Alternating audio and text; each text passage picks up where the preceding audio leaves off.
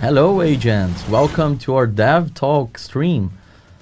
This is, I would say, a second iteration of what we had in the past with Yannick and Alex. They were here talking about the PTS changes, the dev notes that we shared, and we decided to do another version of that, or to keep doing that, because we feel that there are some topics and some discussions going online that we need to address, and we don't have the proper place to do that. So we decided to do this. Sometimes it's going to be combined with the PTS, with the dev notes. Sometimes it's going to be spontaneous ones like this one. And I'm here today. This is live, just for the record. I'm checking the chat. Yeah. And I'm here today with two guests. So usually we have someone from Bucharest. This is why now we have three people here in this tiny room. It's fine. It's cozy. I have here Yannick. It's a bit tight. The person that you know and you love. And here the new person that you don't know, but you're going to love. Steve, live producer on The Division 2. How are you both doing? Good. It's hot in Sweden today. It's very hot outside, so I'm a bit... Very hot in Sweden is a little bit too much for Very hot is a bit of a... 22 For a Scottish person, it's very hot. It's warm. Yeah. It's nice. So warm. Before we start jumping on the topics, and I don't have many, to be honest, this is just like 4-card stream. Steve, can you explain to the players who are watching us live here, what does a live producer in Division 2? Yeah, so my job is to make sure you can play the game as happy and as fun as you can. A lot of the back-end stuff that is around server stability and uptime and fixing bugs, as well as, when we'll get into it later, talking about cheaters and making sure you have a fun and safe environment without risk of being shot in the head constantly too much by cheaters. So the health and safety of the game is pretty much what I'm responsible for. Cool. This is a very, we announced as a laid-back stream because we don't have like a full script. We're just going through topics and discussing things that are important and relevant for you. And we brought Steve here because we want to discuss a lot of live ops stuff, like issues, cheaters, all the stuff that you guys go online, ask us about. Questions, this is the time to talk to the guy who can deliver some of the answers. Yeah. I'm going to start. We don't have a script, so if you let me go off script, you know what's going to happen. So Don't Blink is like, oh, so you're the one who can't fix the sound bug and the number of deltas. No, that's not what happens. Steve is the one that's yelling at us because we are not fixing the bugs, and then the team doesn't fix the bugs. So it's not his fault, it's our fault. Yeah, I shout loud enough and shout scarily enough, but yeah. We'll talk about those issues in a few minutes, I guess. Yeah, for sure. And before we go completely off script, Yannick, I want to hear from you. Like, you were here in the first version of this with Alex. Alex unfortunately couldn't come for this one, but he might be in the following streams with this format. But what's the value that you see on having those type of interactions? You've been here like forever, like 10 years in this franchise. We want to do more of this, right? 11, please. 11. I'm sorry. Yeah. No, I think what's important with this kind of streams is just yes, to have a moment where we can just talk about the things that are not necessarily newsworthy value. When we do PTS streams, when we do launch streams, everything has to be tied to these are the things that are super important to talk about, because we want that to resonate beyond just our fan base and our player base. And it's important to have moments where we can talk about the day-to-day, and we can talk about what's going on with the game. We can address some of the issues. We can share some ideas and some thoughts on things we're working on. So this is really a bit more of a spontaneous conversation, and let's see where that brings us. Yeah, I think the first topic that we should discuss is what's happening right now. That is the Dust Storm event.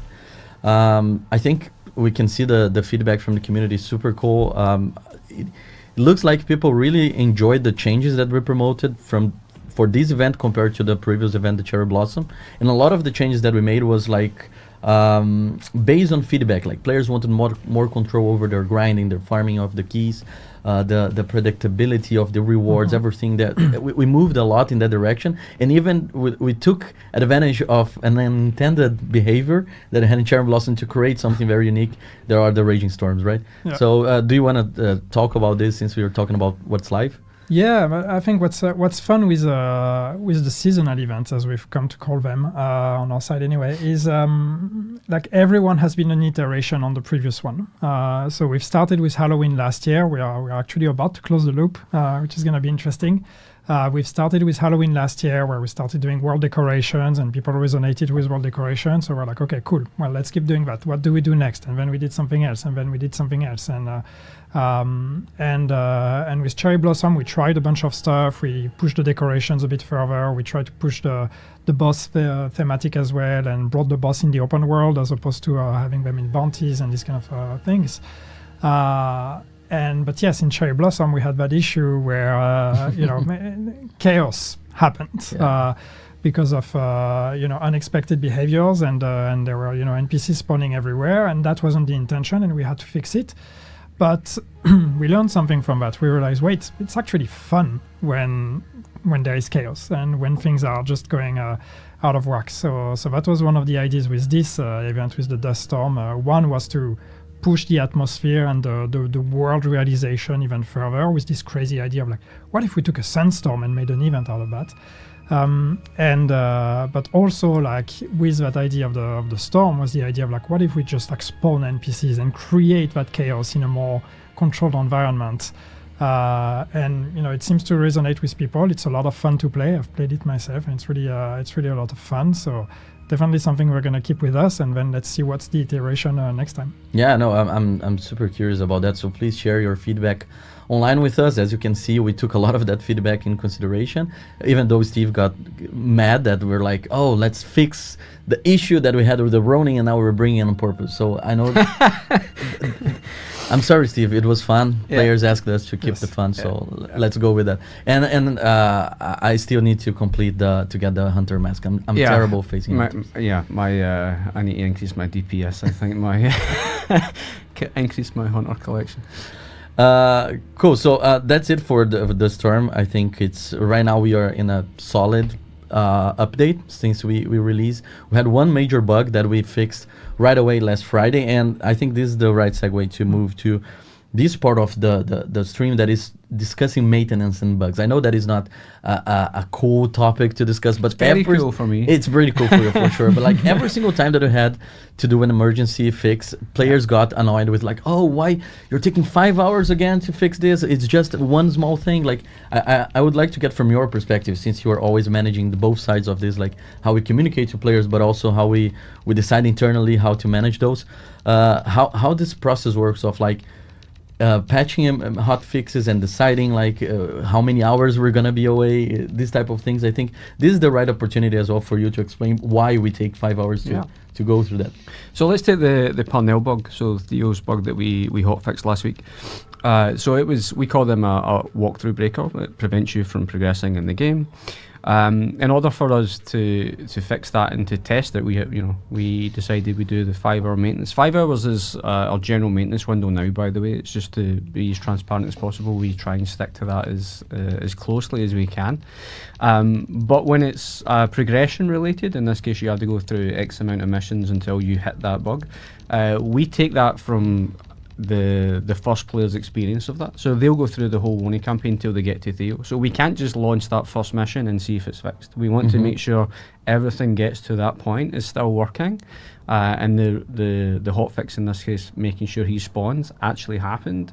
And then as soon as he spawns, we still have to kill him, and we still have to complete the mission, or defeat him I should say, and complete the mission. But we also have to do that across all 3 platforms, right? We're still we're not a cross-platform game. I'm sure people are talking about that right now, but we have to test on Xbox, on PlayStation, and on PC. So we have to go through that Woni campaign 3 times. We have an awesome team of live QA analysts who will be doing that, but it takes time. And they know how to get through that as quick as possible, but we still have to do those checks. And in addition to the game checks being done, we still have to take the servers offline. We still have to kick everybody from the servers. You get the message obviously at the bottom, but we have to make sure the servers are completely empty before we take them offline. And then the checks in order to bring them back online also take time. So in combination from infrastructure tasks that need to be done, as well as the live QA tests that need to be done. And then we still have to do normal checks like making sure that full logins work, that you can get across, if you're playing on Xbox, that you can, log into PvP, that you can log into, the main aspect of the game, or you can transfer, or you can fast travel. We have smoke checks is what they're called, and we need to do all of those before we can open the servers again. So we try as hard as we can to keep to that window. And I think that's like what happens a lot of time when we need to extend, because like we're going through the normal checks and something's not working, and we cannot just open the servers for the players to have that bad experience. We need to somehow find a way to fix it as soon as possible, so we can open the servers again and players can have the full experience, right? Yeah. Yeah, I think that's actually someone in chat was commenting on that. Actually, right there, it's never 5, it's always 7 to 8 hours. This clearly shows there are some processes not working or whatever. No, I think that's actually the system working.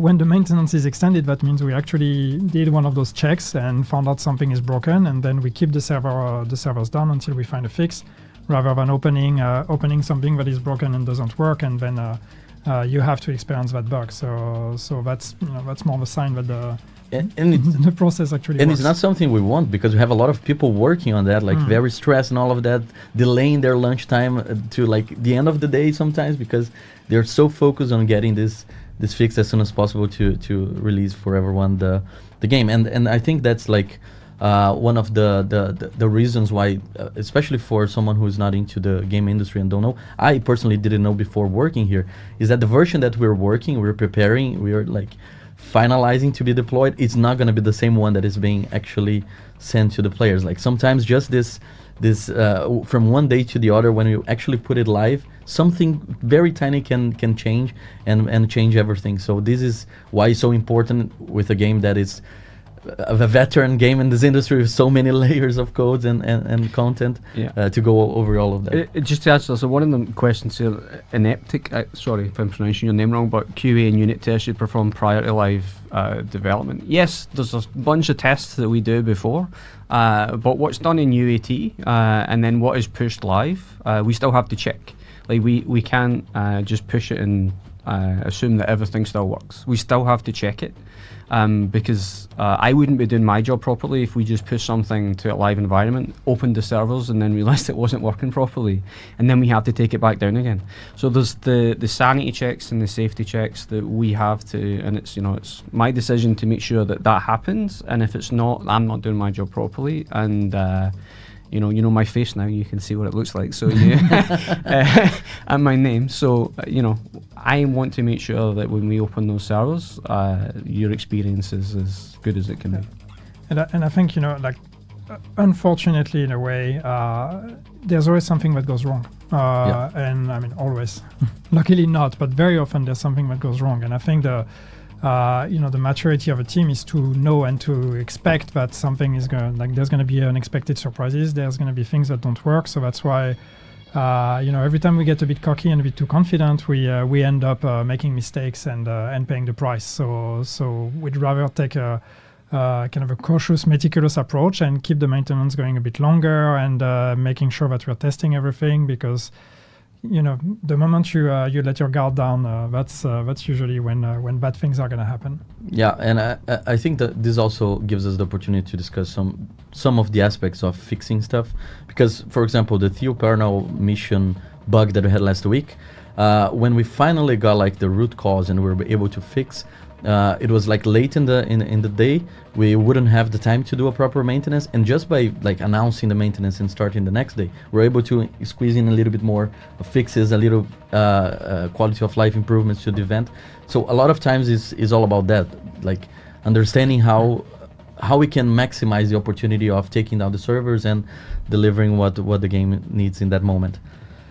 And talking about that, I think we need to discuss Bug Reporter, because that's something that, especially for me on the community side, was pretty big on the year 8 approach. We moved on from having a Trello board that we would like acknowledge bugs and explain like, oh, we might fix next update or in 2 updates from now, to actually give the players a tool that can participate in the decision. So especially one of the main reasons why we have you here, Steve, is because we have a process set for every week to review the most upvoted, the most contributed bugs that we have in the bug reporter, get a status, try to understand what we can do to fix them, to clean the major offenders from that. And the bug reporter, especially in the beginning, it was very, very effective. It helped us a lot. Now we're seeing that we made some changes also to the way that it's working. And to clarify here, we went from a state that everyone would report a bug in there, and we would get one person reviewing every single of them and then pushing live for the tool when was approved and considered a bug, to like, hey, so many players are reporting that actually we don't need to prevent those bugs to be automatically pushed, so everyone can see, everyone can contribute, and we can be much faster on attacking those things. So this change itself allowed us to get much more bugs exposed, but also maybe created a weird spot that the community is not upvoting anymore the major offenders, right? Yeah, so like for bug reporter for me, it's really important that one, that when you check bug reporter, if you're experiencing an issue, that you check to see if there's already a bug raised, because the quicker you upvote that and contribute to it, the more people we see is encountering it. And also to remain on topic with the bug, but there's some situations where you could be experiencing a bug that could be related to something else, and you may contribute to that, but it's actually not the same thing. So try as much as possible, if you're using bug reporter, to stick to the topic as clear as possible. And if you're providing screenshots, videos, if you're logged into bug reporter as well, we can see the account that is tied to the creation of the bug. So we have the back end data to go and look and see the account. Is really, really critical for us to be able to check. But the more upvotes and the more contributions those bug gets, the quicker it appears on our dashboard and we talk about it. Leo says we do it. It's every Tuesday actually, so it was, it was this morning. We had this morning. Yeah, so we do it every week, and we go through those top issues and we review those. And in the case of the Theo Parnell issue that requires a hotfix, it pushes those things to the right people. Allows me to go and have the conversations with the right team and say, you know, we need an emergency maintenance for this because it's blocking progression. Yeah. And it drives those conversations. Yeah. Yeah, and just on this topic of how much impact the players can have on that, the most upvoted bug ever in our bug reporter was the fragile armor issue. It was in the game for a long time, and as soon as we released the bug reporter tool, a lot of people upvoted, and we noticed how much how impactful it was in your experience, and we managed to fix it. It is one of those things that would go to the back of the list, and we would prioritize other things if you guys didn't upvote and showed us that was super important to bring more attention. Obviously we want to fix all the bugs, obviously we want to tackle all the issues, but we have limited resource and we are trying to get a priority for them, and you help us prioritize that. And on the other topic, Theo Parnell mission from last week got 136 contributions, so we had a lot of evidence of what was happening, what type of situation was creating the issue, why some new players were experiencing that, why veterans who had already went through the progression didn't experience. So we had a lot of evidence, a lot of material to work on that and to fix. And this is why we want to use this opportunity once again to say, hey, take a look, see if it's already been flagged, it's already been reported.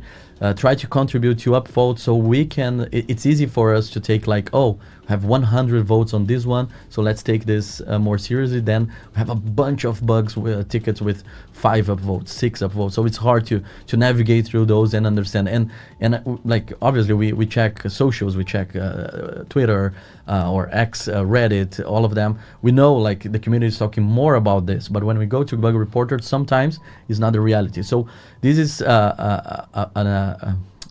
just a community developer asking, please use the tool because it helps us a lot.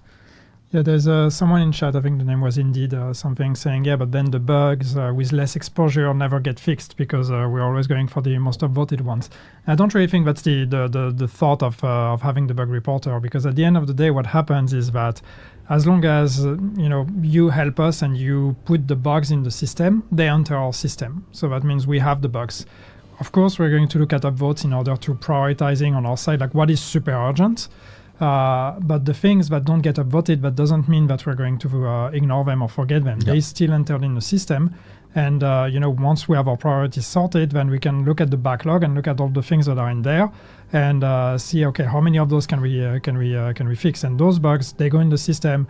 Some dev might actually pick it up and look at it, even us necessarily having to go and say, hey, please fix that thing. So no matter what, it is useful. And Indeed actually is participating in the chat once again saying, I have more than one example and even my reports getting validated because of no contribution. Those bugs are still valid. And that's pretty much why we are trying here to ask the community to contribute, to help, to support. Because if one person goes there, report, doesn't get like enough traction on that bug, could be like one coincidence, one exception from one specific user. But if we have a lot of players going there and supporting the same ticket, then we know it's a bug, it's important, we need to fix. Again, when it's invalidated through bug reporter, is still in our backlog. We still can see your report even though it's not public anymore for people to upvote. So just to support what Yannick was saying. But yeah, this is why it's so important for the community to work together, because that helps us a lot and improve the experience for everyone. This is why we deliver that. This is why we moved. We want to increase transparency and give you more power to help us understand what can make your day, your gameplay better. Yes, and yes, sound bug. Yeah, we know. Yeah, let's talk about the sound bug, because I think that's the perfect segue. That's how chat is like, well, sure, you're talking about bugs and not fixing the audio. I have here two major bugs to discuss, because those are the type of bugs that we've been getting people talking about that on socials for a long time. And the audio bug is one of the most annoying one, I would say, because it's everyone is experienced after a long time playing the game, and we've been for a long time trying to investigate and all of that. And especially for the player, when they see that just investigated or in progress or plan, like they don't know how much progress we've done during these weeks. Like for them, it's the same status. So can you give us an update on the audio bug, especially because we had this meeting this morning? Yeah, so forgive me because I'm not a sound designer, right? So, but we have spoke with the very talented people who are investigating it. And what I would say is the amount of content that we are putting into the game over the past few seasons, new weapons, new sounds, new voices, new SFX, etc. We went and looked at the memory issues with those and the audio pool to try and figure out where that issue is, and we found a legacy bug that is causing the audio issue with primarily LMGs and other weapons that people have identified and have added to the bug reporter, so thank you for doing that. We've addressed that with the upcoming patch for the incursion, so on August 11th, as much as we can right now. So we're still doing tests on those, so just to be very transparent. We've identified the legacy bug and we've made some internal improvements to that, and we're testing those. Our initial findings is that the audio bug doesn't appear as soon as what it does. I think a few minutes is what people are encountering. We're seeing that be hours now, but we are still trying to figure out if that is finally fixed or if we need to make additional improvements to that. But the incursion patch, so the August 11th, the next update, should see significant improvements with audio, and if we need to do additional investigation on that after that, then we'll certainly do it. But yes, we should see significant audio improvements for the next patch. And that's also this also talks about like how we communicate in patch notes, because sometimes we might have a tentative fix, like we think it might fix, but we're not confident. We don't know if it's gonna solve for all the players, but might solve for a few of them. So we sometimes, like, especially for the next topic, that is the PS5 graphic issues, sometimes we deploy stuff that can help mitigate, that can make progress, but it's not like something we can go to the community and say we fixed this issue, because obviously if we are finding, even if it's in a smaller proportion in our tests, it's gonna affect one of the players, and they're gonna say, yeah, you didn't fix, this is still present, I'm still experiencing that. So this, especially when it comes to optimization and this type of topics, it's not an easy thing like the TO partner automation that is like one change to how it works and it's working. It's like managing resources of the game, especially with several platforms and all the limitations that we have with that. Yeah. And I think it's someone, sorry, I didn't catch the name and the exact quote, but someone saying, yeah, well, it's the game showing signs of the age. And it's and it's true. I mean, it's an 8 years old game, and it's, there's a lot of things. As Steve said, we've added a lot of content. We've actually been, doing more and more year after year. We've been doing more things. We've been doing more seasons, adding more content. So we're constantly adding layer upon layer. And when something that we just released breaks, that's fairly straightforward because we know the work we just did. But sometimes we release something and it breaks something that is 10 layers deeper into the code that was completely unrelated. And then the work it takes to actually be able to track that down and understand what broke on code that was written 8 years ago by a developer that is no longer on the project. Sometimes it can be a fairly simple bug, but actually very, very hard to track down because there's just so much code and there's just so many systems and so many intertwined things in this game at this point. But yes, I mean every new update makes the work a bit harder.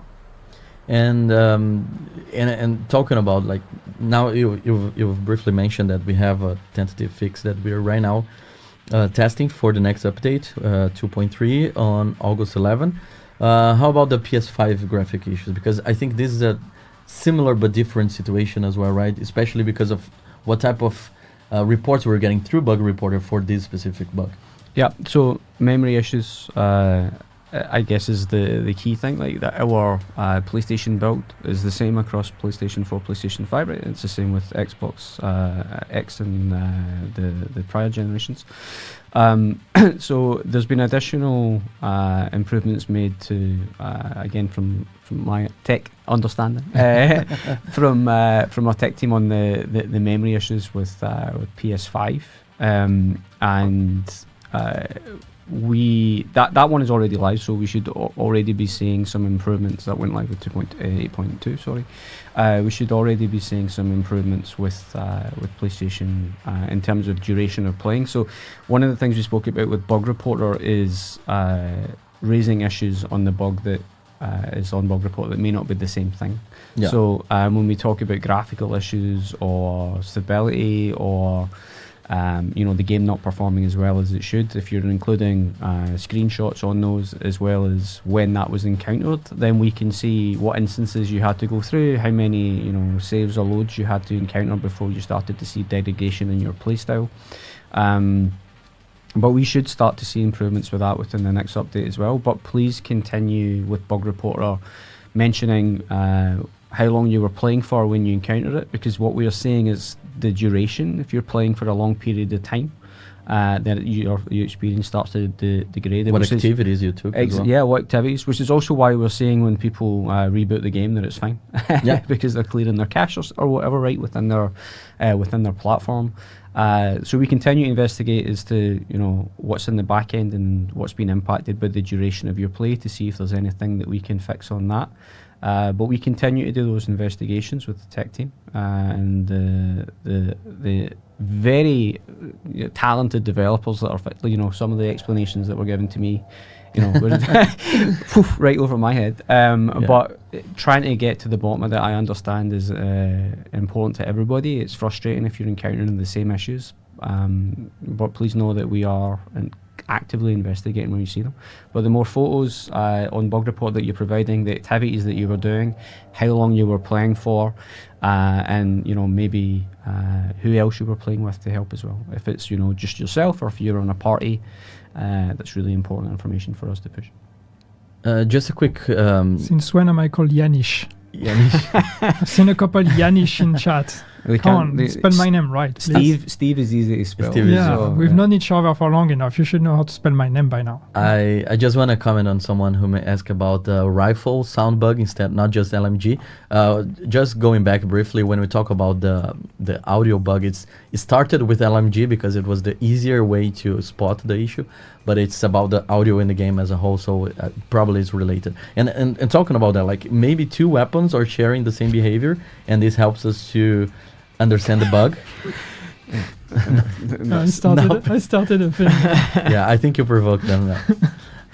But sometimes they two different bugs, they have completely different outcomes for the players, and they're actually related, and they help us. For example, in the PS5 graphic issues, we had recently players reporting invisible walls in the game, and we realized that they are kind of related. We could trace like similarities on how to fix them. So I think this is why it's important to give us the information, because sometimes they go on X like, hey, my PS5 is still with PS1 graphics, and it's like, we need to know who's the user, like when we get the user information through Bug Reporter, we can check the activities, how long, all of that, and it actually helps us to fix instead of just knowing that the bug exists. Yeah. So once again, Bug Reporter for the win.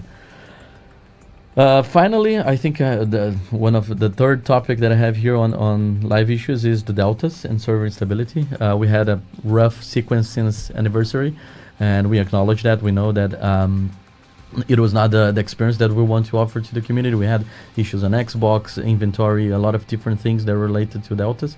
The server instability in general is a very complex topic, and it's related to different parts of the game, right? So we are constantly checking for opportunities to improve. I can actually use this opportunity to ask the Australia community. We deployed a fix for the Australia matchmaking last night. Yeah, so please, if since last night you have encountered other issues with matchmaking, please let us know, because we are monitoring that, even though some people might think we're not seeing what you guys discuss on Reddit or other socials. We are checking that. We saw on Bug Reporter as well. So we want to be on top of those type of situations to improve your experience with servers, and this is one of the examples, and deltas are also one of the things that we have some issues recently, and we are continuing to improve, right? Yeah, the deltas is the key thing for everybody when it comes to an online game. So I understand how important it is for you to be able to play that game without encountering those. I have a multitude of dashboards that are tracking those deltas across geolocation as well as across platform. So it's part of my job to make sure that we're investigating those when we see a spike, if it's ISP specific as well, based off of location, or where we can investigate further. But it's the most important thing to be with a live game is you to be able to play it. So the stability is significantly key. Cool. Talking about being able to play, let's talk about cheaters. Yeah. There's a guy saying, so nothing about leg switching. So now switching to this topic. Yeah, nice segue. Smooth. So we made significant investments into detecting cheaters over the past within year 8, so season 1 and season 2. And I guess we can start with season 2 specifically, because it was very PvP heavy. Still is. We're still in season 2. So in terms of what we've done, we've invested in my team to be able to actually sanction players quicker. So we've had maybe 450-500% increase in the amount of people that are actually able to do that, including me. I've made some sanctions and some bans over the last few weeks. In terms of what we are doing, with 8.2 we had an update with third-party tools. So Charlie 03 is one of the errors that you will see if you are a cheater. If you are installing third-party software on your PC to give you an advantage over other players and to create a toxic environment for other people, you won't be able to boot the game. You'll see that error message if it's detected, and you'll get kicked from the game, and then if you try and reboot the game, you can't.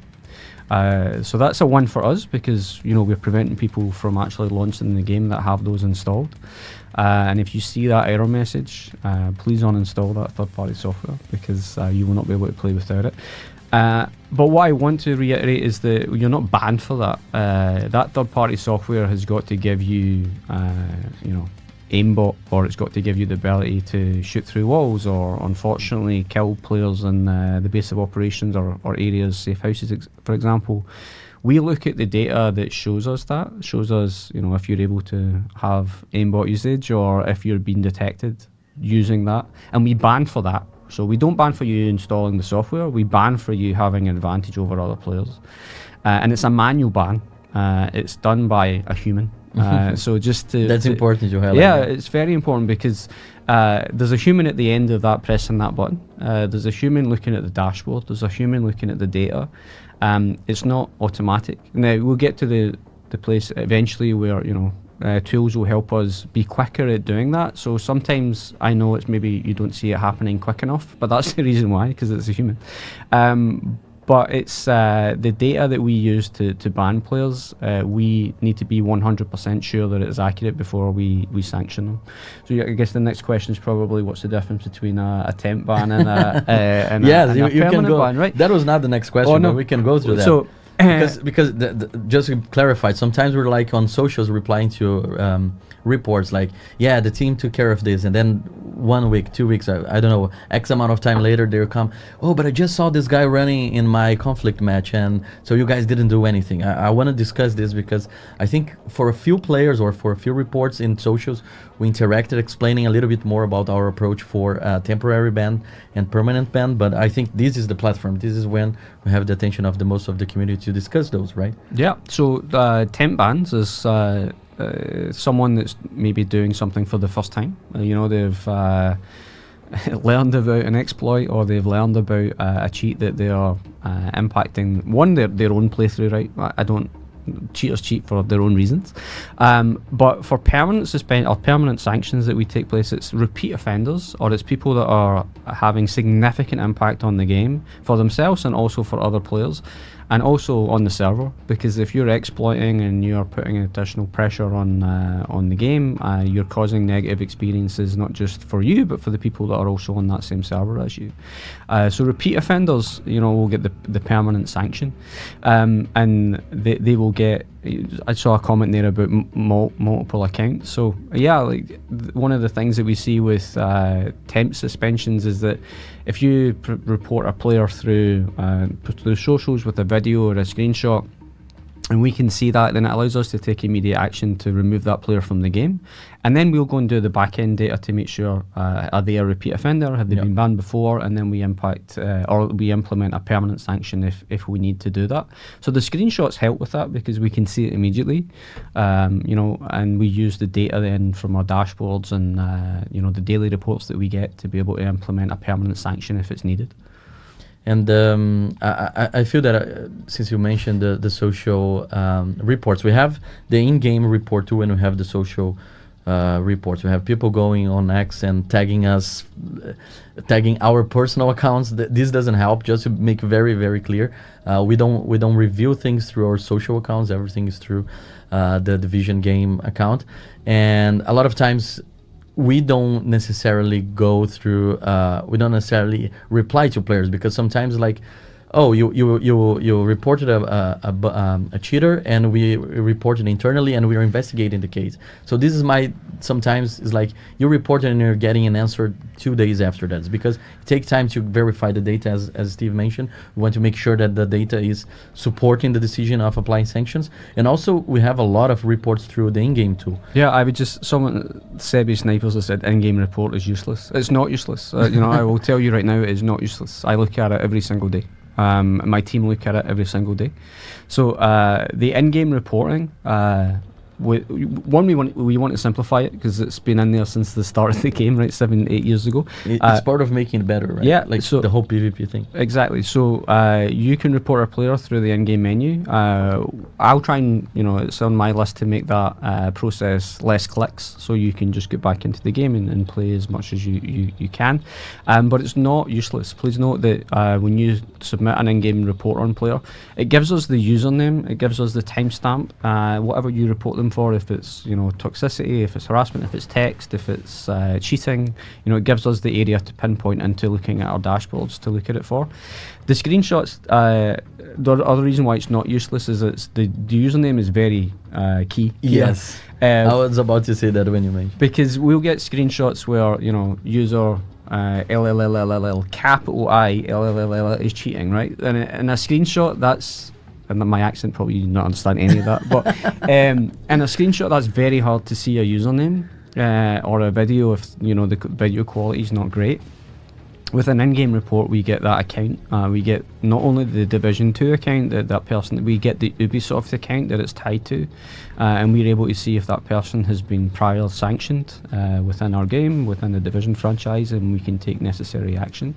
But the in-game reports is a great way for us to get the timestamp, the username, the offence that you're reporting them for, and then we use our internal data to be able to make the necessary sanction or ban, is the case.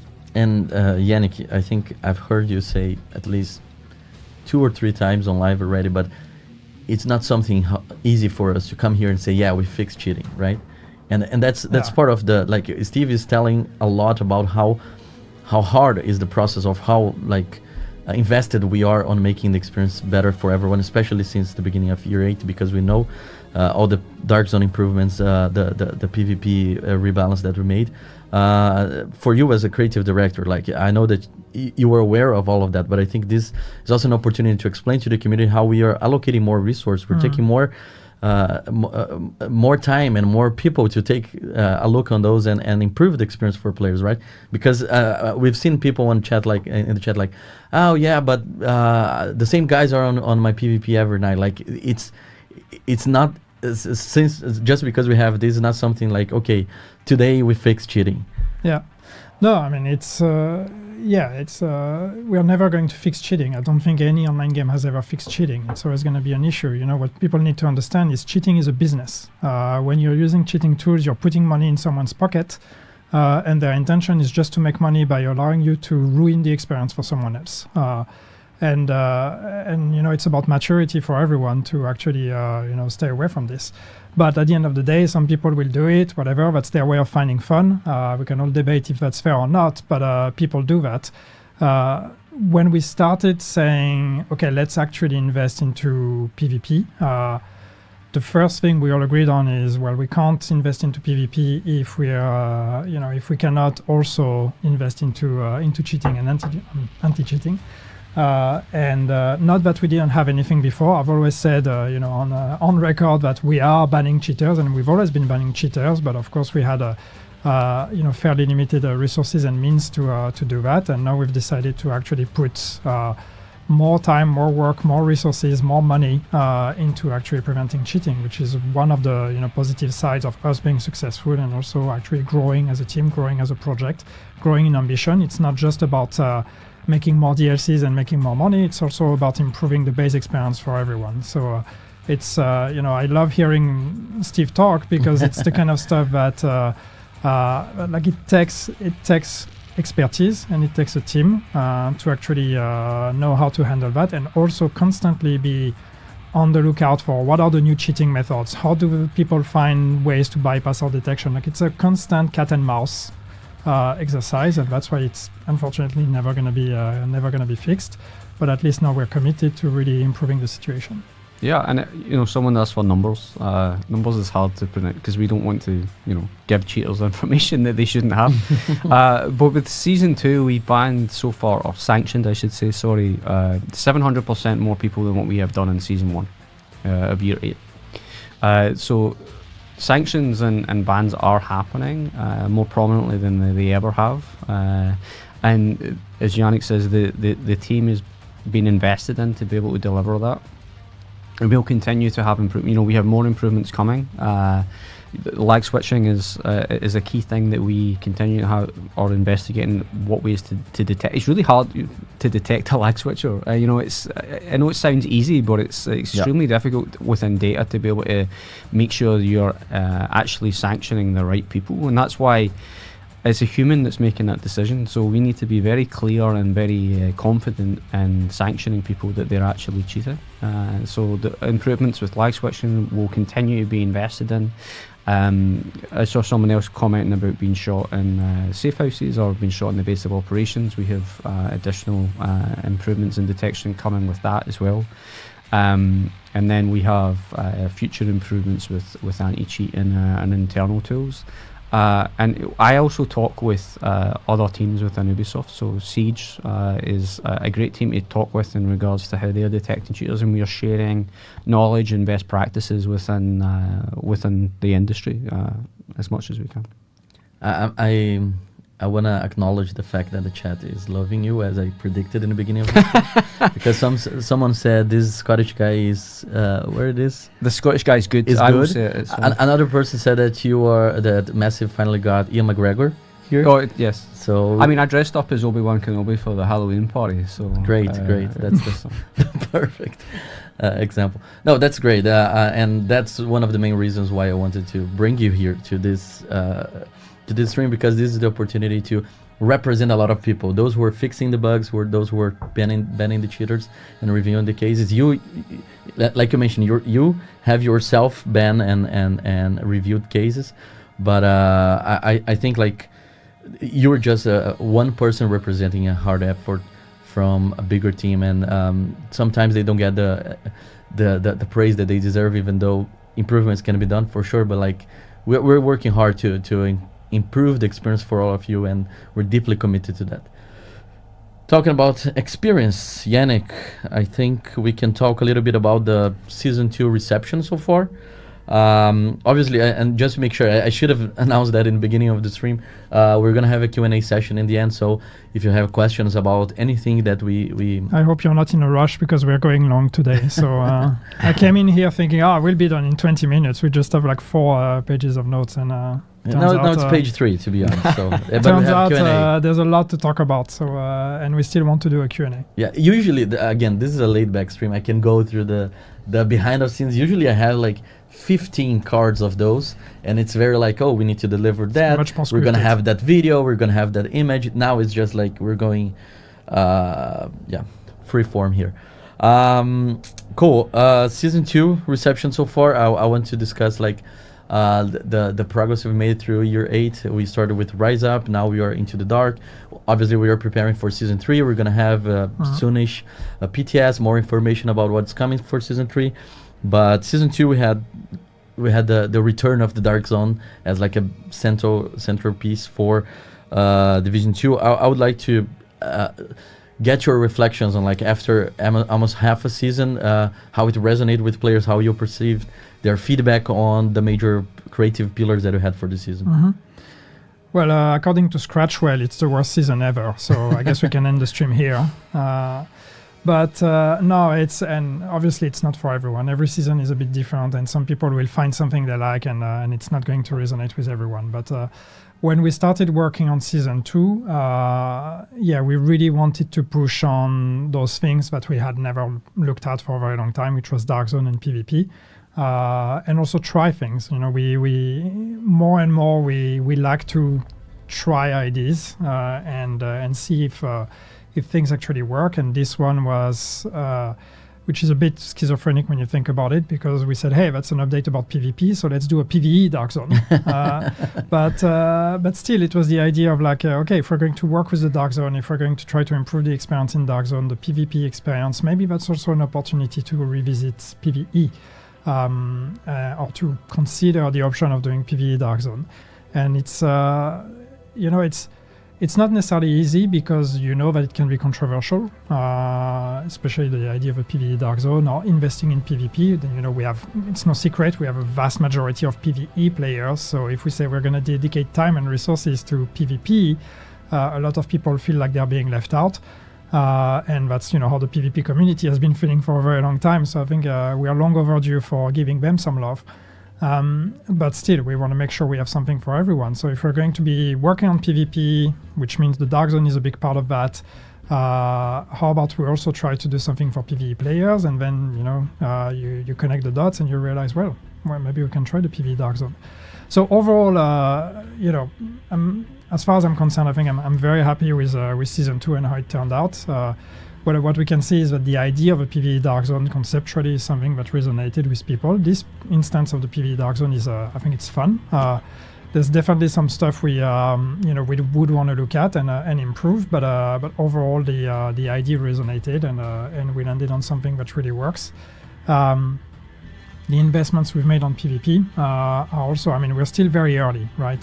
We've always said PvP is going to be, it's a long run thing. We're going to be improving over time and take it one step at a time. But I think the initial signals we're getting from the first phase and the first wave of improvements on PvP are positive.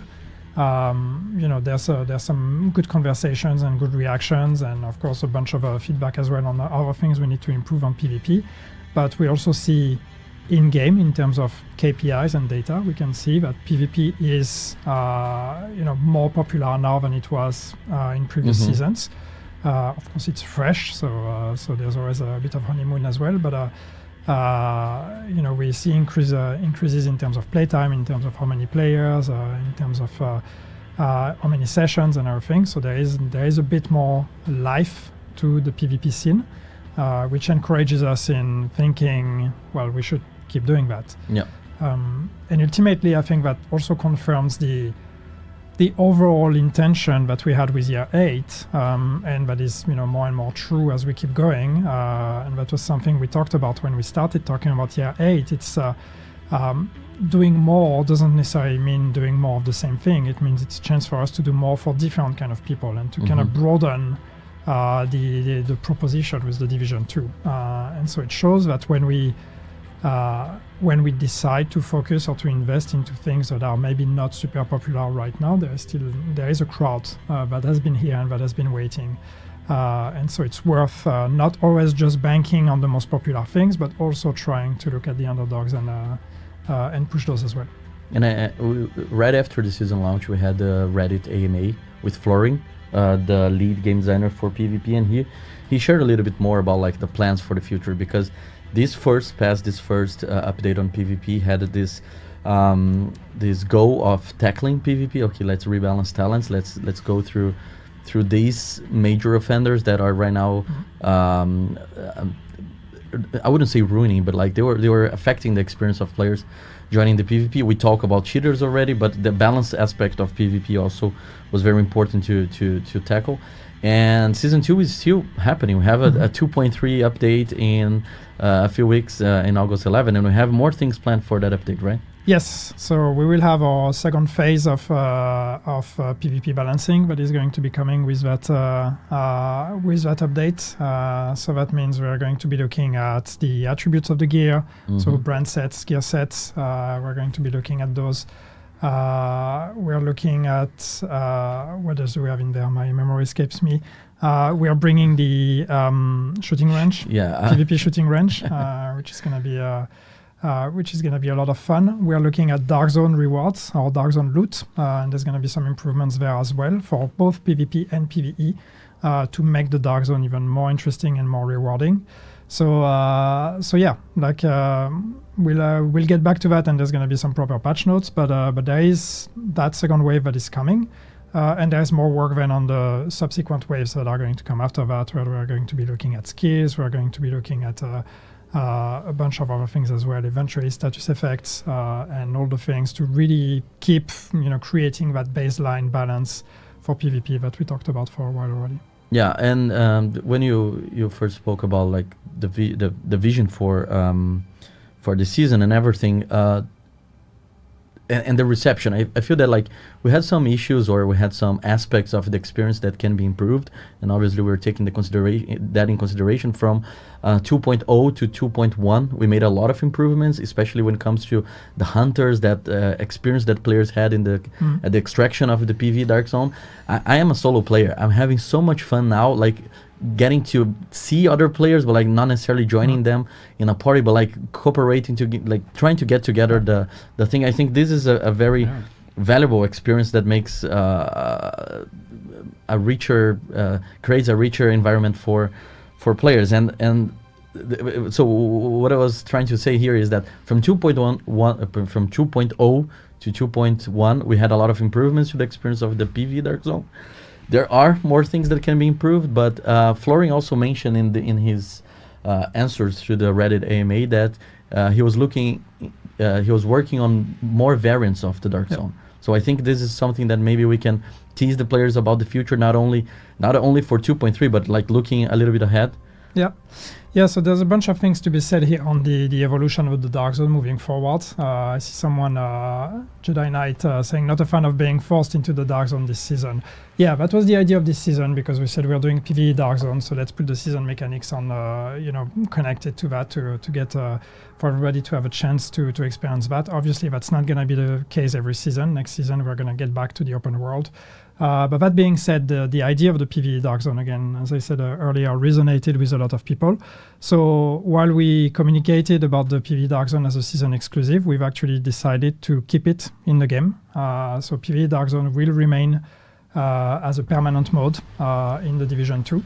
We're going to keep the rotation, so there's always going to be one Dark Zone that is available in PvE. We're going to make some adjustments to the proposition. It's still going to be based on toxicity. We're going to keep the toxicity mechanics, but of course, all the stuff that is connected to the season itself and season mechanics, that part is going to be removed. We are going to be looking at normalization and things like that. Don't worry, we've heard you. But yeah, we're going to keep that version, the toxic version of the PvE Dark Zone. But the idea is, now that we have this rotation, we can create different rules and we can create different versions of the Dark Zone. So we are actually going to be bringing, and I'm spoiling the PTS stream and all of that now, but hey, here we are. We're actually going to be bringing another rule set with Season 3, which is at least for now we call it the Blackout version. I don't know how we will call it, which is kind of based on the one that existed previously. But what we wanted to do is go the opposite route of what we have now, where we have the PvP purely normalized Dark Zone. Now we want to have the opposite. So we're going to be bringing a Dark Zone where there is zero normalization. So that means you're going in there with your expertise, with your prototype gear, with all of that, and you're going to be playing PvP against each other with no normalization, except of course the PvP balance, the PvP overrides, those will apply because it's a PvP space, but not PvP normalization. So you're going to go there with your actual RPG stats. Yeah, so that's going to be a new mode that's going to be available in Season 3. And then moving forward, we want to experiment with more of those modes and play with the rotation to make sure that we're creating a bit of different experiences in the Dark Zone and keeping it fresh.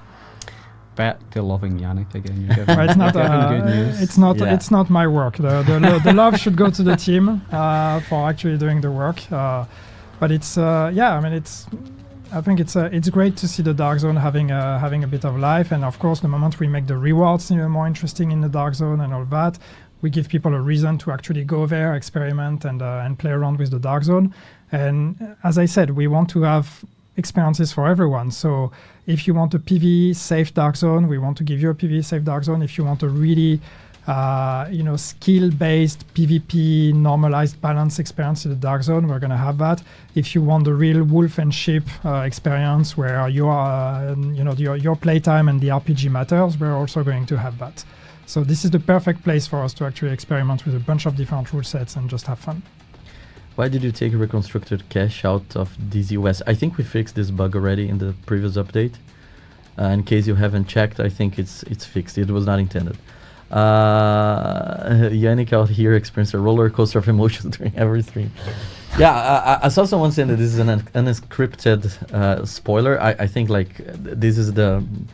We obviously knew we could talk about this already, but it's fun because it comes in a natural way. Like we have a lot of things to cover. Who's gonna stop me? They're gonna fire me? We need to pull the plug if you. No, but these are things we're. I mean, Season 3 is it's coming, so we are comfortable to talk about this kind of things. And again, I think it's it wouldn't be interesting to do this kind of exercise, this kind of stream, if we cannot also openly talk about the future and stuff we're working on. So I think it's good to allow ourselves also to untie the tongues a bit and open up about some of the stuff we're working on. Steve, you have been here just nodding and Yes. smiling. Are you So- having fun with Pve Dark Zone? Yeah, the PvE one, yes. Like I am, I think I'm a good player when I play PvE content in Division 2, and then I go into the Dark Zone. I thought that, but I went live on Yeah. with my gameplay. I'm not that silly, and I will leave that for you. But for me, my first experience of the PvE Dark Zone, I saw 2 squads, and I just followed them, and I just helped shoot enemies and got a bunch of loot, and then I escaped, and then I was like, this is actually quite fun. And I think I spent about 4 hours that night just playing PvE Dark Zone. Just following squads. Yeah, and this was before we patched the you could loot other people's if they died from the hunt, because people exploited using the hunter skills at the extraction zone, right? So I was like, why? And then I died, and then I had to go back in and get my loot, and thankfully it was still there. No one stole it. But I had so much fun, and like I had maybe went into the Dark Zone once or twice before, and I died instantly because I was not powered enough, didn't have not good weapons, didn't know the route. But the PvE Dark Zone was exciting, so I'm glad that it's staying. It's just for you. Just for me. Yeah. I saw someone asking a good question. I'm looking for that now. Seen a bunch of questions about crossplay. I'm sure we'll cover it in Q&A as well, but I think the answer is always the same. We're working on it. As soon as we have news, we will give you news. This is not the stream where you will get news on crossplay. And then it's like we are actively working and discussing and making progress. It's not because we're not giving an update that it's like in the back of our task list. We had a lot of people working on this right now and making improvements. Please keep the chat in English, because I've seen some French, I saw Portuguese before, Russian. So we are reacting to the chat, and we need to understand what you guys are saying, even though I understand Portuguese and Yannick. Yeah, I see you, the baguettes in chat. I see you. Understands French. Yannick, something that is in the chat, and I feel that it's the opportunity as well to give an update, especially because it has been teased during the first iteration of this stream with Alex, is the prototype recalibration. So what's the update on that? What can we discuss about the future of prototype gear? Perfect timing. Just when you say that, there's a comment from Nekokun. It's like a proto recal optimization, and I've seen people asking the whole time for the stream. Yes, season 3. Season 3 is where the magic happens. So we've been saying we heard the feedback right from season 1, where prototype was just way too RNG based and too rare and too hard to get. So we've worked a lot on the hard to get part, and we've made prototype more generous, easier to get. We've added targeting and a bunch of stuff. There are still improvements that can go in that direction in making prototype more generous. But also we've said we would want to bring something like recalibration or optimization, or a way for players to actually have more control over their items. So the solution or the proposition will be coming with season 3.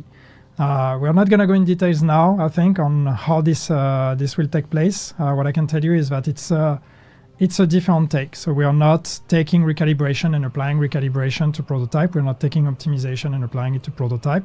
Instead, we decided to do it a bit differently. So prototype really has a bit of a different flavor and works in a different way. But hopefully that's something that you will like. I think it's going to be pretty fun. And it does add that layer of control, being able to customize and to better work with the stats of your items. So even if you get a prototype that is not a god roll, you can still make changes to it and make it fit your playstyle. So some of those changes are going to go also in the generosity route, to kind of loosen some of the restrictions we currently have on how prototype works, and how your ability to change the augments and these kind of things. And the other thing is a new proposition that is it's different from the regular gear we have right now. No, that's great. I feel that you mentioned the words that they want to hear, especially when it comes to like giving players more control. This is mainly the feedback that we've been getting about prototype gear, of players not happy with being too based on RNG. I would like to just remind about the timeline, because we released prototype gear in year 8 season 1, and we are saying here that season 3 is when we are delivering most of the things that the players want. So we've been improving. We have made improvements over the time, and this is like a ongoing process of understanding how can we keep it exciting at the same time that we're giving the players what they want, right? Yeah. Yeah, and we've always said with prototype, it's adding a whole new layer of quality on loot and of RNG is something we don't want to take lightly, and we really want to take the time to iterate one step at a time with it to really make sure that we eventually land in the right place. I know that when we shipped it, there were a lot of discussions on was it undercooked? They should have spent more time on designing it and preparing it and all of that. And I can't disagree with that. But on the other hand, you can spend as much time as you want designing on paper and thinking how things are gonna go and how things are gonna play out. The moment you put it on live, reality changes. So honestly, I think it still is the best course of action. Was to release prototype and just see how it lands, and then make the adjustments and see what is missing and how do we, which way do we go? Because we could have gone in many different ways depending on where we would have landed with season one. So I think I'm happy with where we're at. I'm happy with where we're going, and I'm very grateful for all the feedback we've gotten. But it's. Yeah, it's gonna be good. I'm looking forward to talking more about that. I also see people asking about escalation and escalation tokens and all of that. This is not season 3, but we're also looking at this kind of stuff. Amazing. I think players are getting a lot of information. Again, this was a casual stream. We're just going over topics here. We knew that we want to deliver some of the things. For example, prototype gear. Recalibration and everything that Yannick is saying is planned for season 3. As you can expect, we're going to have a PTS, or we're going to have the opportunity to go over that before season 3 arrives. And that season 3 is right around the corner. So we're just teasing now because the juicy part will come very soon. But we want to, since we're talking about the other stuff, to set up expectations about that and reinforce our commitment with addressing feedback. And this is one of the biggest feedbacks that we've been getting. We are checking. I maybe I'll be bold here, but I can claim that I read every single Reddit thread on the Division. I can say that maybe, and even though we are not engaging there, we're checking what people are discussing, where the discussions go, and all of that. We have a lot of ways of tracking your feedback through socials. I talk about Reddit because I go there personally, but we got reports about other social medias platforms. We got Discord interactions in our official Discord, and we can understand how people react and feel about different aspects. So we take the process of learning feedback. What you're laughing at? It's the 3 wise men that make me laugh. Sorry. So no, but we take feedback very seriously on trying to understand what the community wants and trying to see how we can organize that into a pipeline that makes sense with the plans and the things we have planned already, but the things we need to do to adjust and improve your experience. With that said, I have no cards anymore with me. It's time for the Q&A. Prototype sucks if we can't use it in all Division content. I agree. That's it. What else we can... now we can cover the questions here. Let's see. Improve photo mode experience, please. I've seen some recurrent comments about this over the stream. Do you have any update on that? It's fine if you don't. Yeah. It's fine if we don't. You put me on the spot and say it's fine if you don't have an answer. Yeah, I don't know. No, I don't have an update on that. It is one of those things that's on the list of things we would like to improve. So I hear you, I see you, but we don't have any news yet and no concrete plan on when we would get to do it. But I'd love to be able to revisit it and make improvements. Someone is asking about the audio issue. We have already covered that. You can go back in the stream and watch it later. I'm sure that content creators will cover that as well. But to make it short, we're working on that. We should have a tentative fix for the next update, August 11th. Does Steve have a kilt on? No, I am wearing shorts though, but not a kilt. So Steve came in full working from home mode with the shorts hidden under the table. Yeah. What else we can see? Dinosaur outfit. With full French here. Dinosaur outfit. I just keep seeing people asking for the dino suit. No, I don't know. I'm still not comfortable about it. It's gonna take some convincing. Oh my god, it's going so fast now. I think this is the fastest that I've seen this chat during a Q&A. What else? It's so hard. I think that probably is because I'm The clown I'm mask from distant. Division 1. Which one was that? Don't remember this one. But why not? It's fairly easy for us to bring back stuff from Division 1, as you've seen. Crossplay. We're doing crossplay. We are working on that. We've shared an update on that. It's been worked on. So classified assignments utilize this. So like with 8.2, we put in the rotation of the classified assignments. Yeah. So for the original 8 that was in the prior to the new ones that we just released, they are each one rotates every week and they are free to play. So if you've not played them before, there's a good opportunity to play those. Update about survivors. We don't have any update about survivors for this stream. When you see Magnus here, he's the one delivering updates. So this is heavily focused on Division 2, not Division movies. I saw someone asking about Division movies. This is Division 2 live game. They're hard at work on survivors, just up there. Descent, no, we don't have any news on Descent, or no concrete plans either. Same on the list of things that we have an infinite list of things we would love to look at, but Descent is on that list, but we don't have plans yet. A way to get missing blueprints, please. I think that's about the Prima Donna new exotic weapon for new exotic marksman rifle for the Paradise Lost incursion. This is what happened when I go off script, because I'm trying to remember all the words in my mind now. We deliver a new reward for Lost Paradise. Paradise Lost. Oh my god. And we don't have the blueprints for that, right? I think we saw some players asking about that. Do you want to comment on that, Yannick? Well, it's a matter of timing, right? It's like we don't necessarily want to give the blueprint immediately because it's a new exclusive for a piece of content for Paradise Lost Incursion.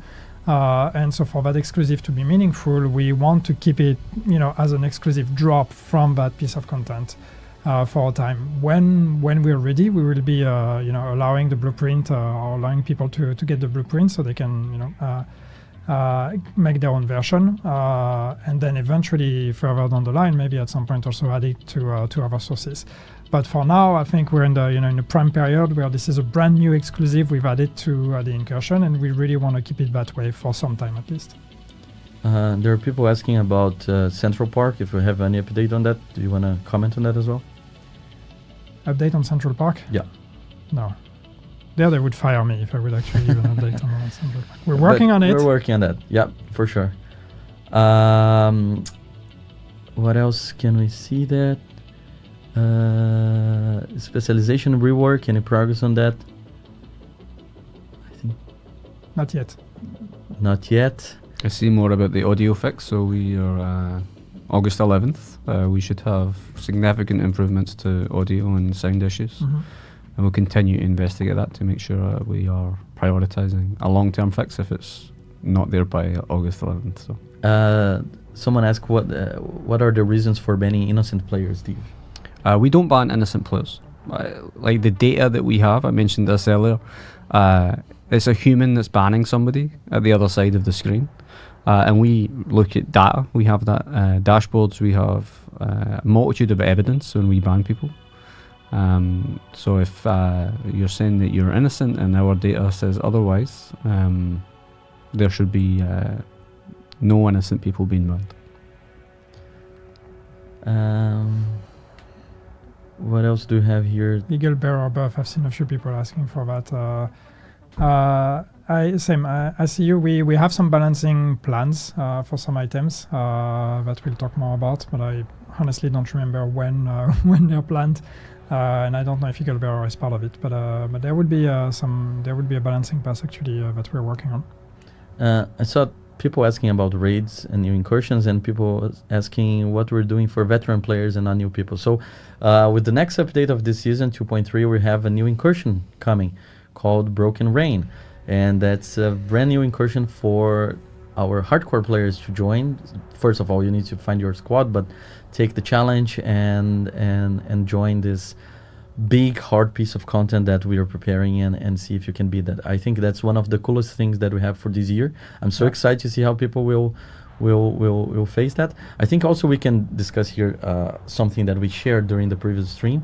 that's the fact that we're gonna have completion reward. So if you complete the new incursion within a set time frame, so it's gonna be one reward for 24 hours and the other reward for 7 days. So the first week, you're gonna get an exclusive reward for being one of the first ones to take the challenge.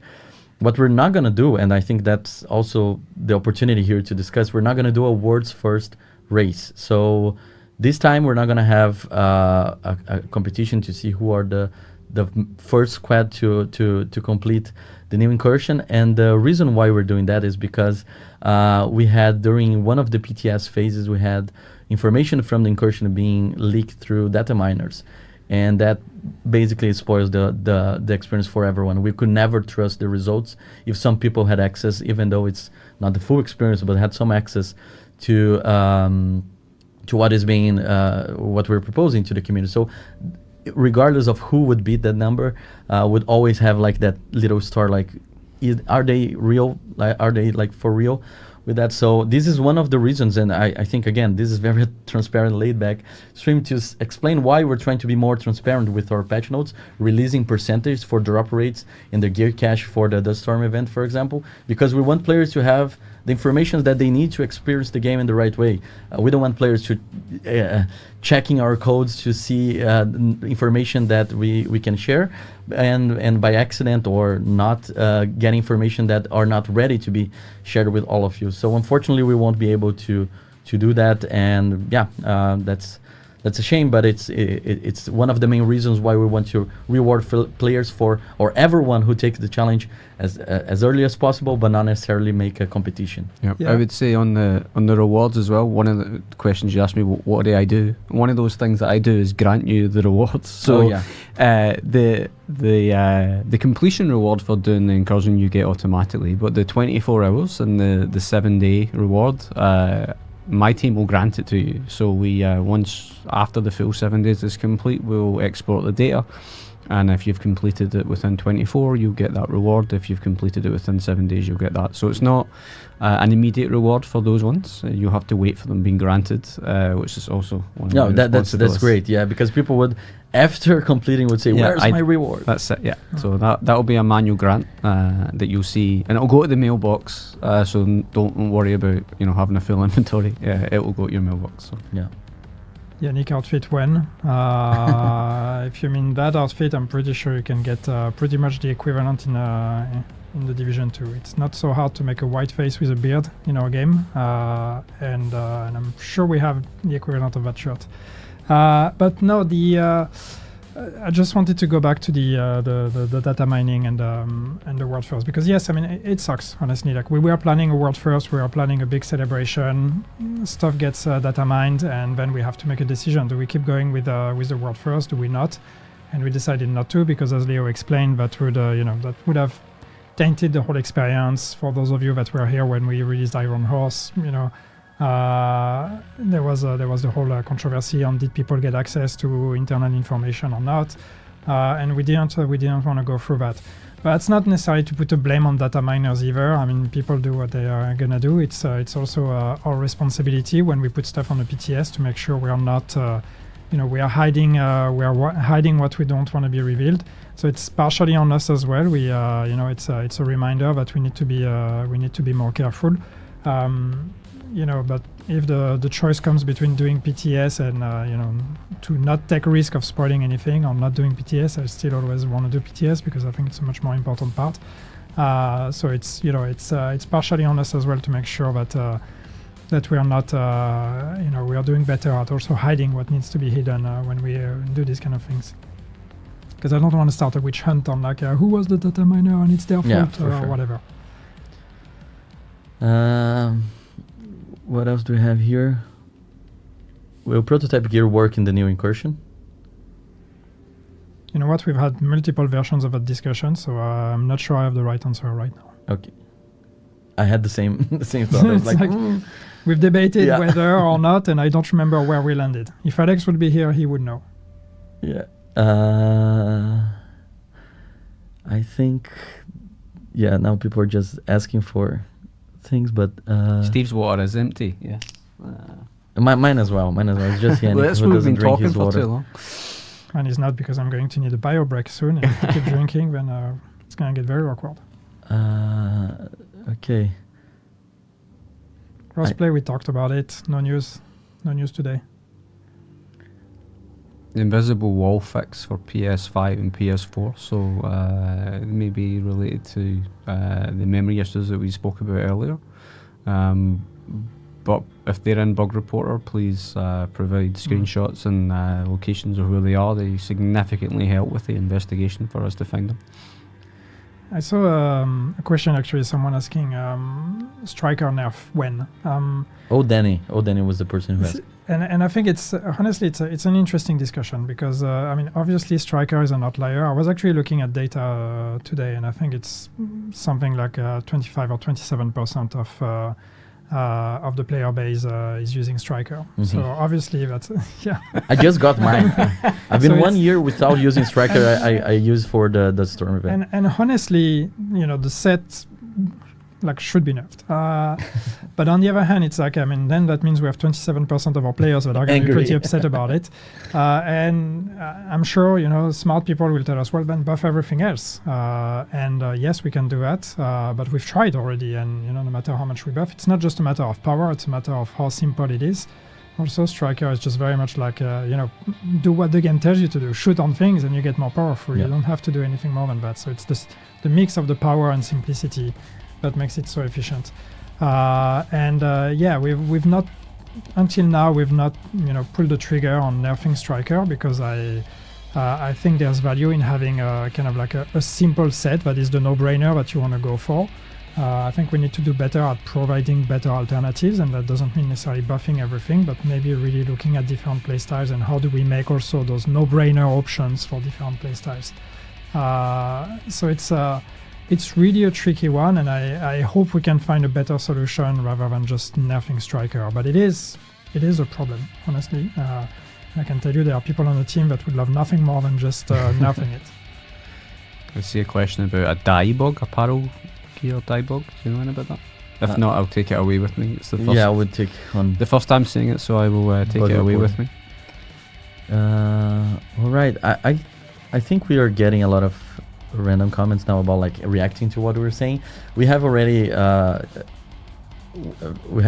passed the 1 hour mark, which was much more than you expected, yes. Steve. I think. I'm on vacation. Yeah, you're technically on vacation, so you need to go back to your vacation. But I think that was a great stream. We had the opportunity to discuss a lot of things, clarify a lot of things, give details about maintenance, bug reporter, cheaters, dark zones changes coming. So I'm super happy with the interaction of the chat. We got a lot of people engaging with us. And I would like to thank you, both of you, for joining me, because the idea of this stream is actually to be very, ourselves and talk to the community. And I feel that we are getting better on this. So the last time it was you and Alex. I believe that Alex will come back to this type of streams in the future as well. So we want to be more like, we want to be able to deliver more often this type of communication, so we can address the things that you want to discuss, not necessarily the things that we have planned. We have planned a lot of things. We have a lot of updates, have a lot of things to share and show. But sometimes we need to stop everything and come and talk about what you guys are talking on socials, and that's the main reason why we're doing that. So you can expect more. Sometimes it's going to be combined with the PTS, with dev notes, like we mentioned, because it's the natural is the natural way of handling those. But we are super happy with this format, and if you guys like, we are going to do more often. I have just the reminders here. Yep. So don't forget about the next script. Go back to the script. Yeah, it's just the final part. Don't forget that we have 2.3 arriving in Division 2 in August 11. We have a lot of things for you. Before that, we have the Dust Storm event, the content creator collab happening right now. I know that some people are excited for Prototype Surge, like in the micro event as well. We have the PTS planned very soon. Season 3 is coming, and we want to have your opinion on that as well. And don't forget to use Bug Reporter to report your bugs. I know this is my flag. This is my thing here in this company. Please use Bug Reporter. Makes our life so much better. Don't be afraid of upvoting and contributing to existing bugs. That helps us a lot. Don't forget to use the in-game report too for cheaters. That helps us a lot as well. We're taking social reports. You can continue to do that. It might take some time for the reply, but the reviewing process is with the natural speed. It's just the replying that we took action that might have some delays from time to time. But yeah, that's basically what we need from you. Have fun with whatever we have planned for you right now, and in this moment is the Storm event. I know that the community is almost donate. I don't know if during the stream they broke the. I think they did. Yes, they did broke the 10 million. I think 10 they million. broke it. Yeah. The Somebody asked for an extra reward because. Oh really? I think so. Someone can tell me in the chat. I still have like 70 something keys to donate to get all the. You have no idea how much we debate those values. Yeah, and it's a lot like, oh, okay, it's gonna scare them. Is 10 too much? Yeah. Should we do 5? Maybe we try 10 and we'll see and whatever. And then you guys crush it all the time. So we are always afraid of scaring them with like a super high number, and then they always break 9.7, way 9.7. way faster than we expect. So yeah, so next event 50 million. 50 million, yeah. Somebody lied in the to get chat. the skin. Someone lied in the chat. They says they hit it. So. All right, guys. Thank you so much. Do you want to say anything before leaving? Thank you for being so welcoming. This is my first rodeo. Long time listener, first time caller. So thank you. Yeah, the community loves you now. Yes. You know now that's Until you ban them. until you ban them. Until I ban them. So. Yannick. Yeah, no. Thank you. I mean, thank you for everyone. Thank you everyone for showing up. Yeah, thank you, Leo, for organizing that. We've been for a while saying, okay, like we should really like go back to having those kind of streams, and I'm super glad that you made it happen. So thank you, and hopefully it's the first, second technically, but let's call it the first of many. Thank you, Steve, for coming. It's great to see you on screen and on camera. Yeah. The camera adds £10. It's very true, right? And yeah, keep playing the event. Have fun. Let us know what you would like to see improve next time. And as usual, just keep the feedback coming. Keep it civil. Respect each other and have fun. And to finish on a good note, we mentioned the Storm event, so time to see once again the trailer for the Storm event. Bye bye.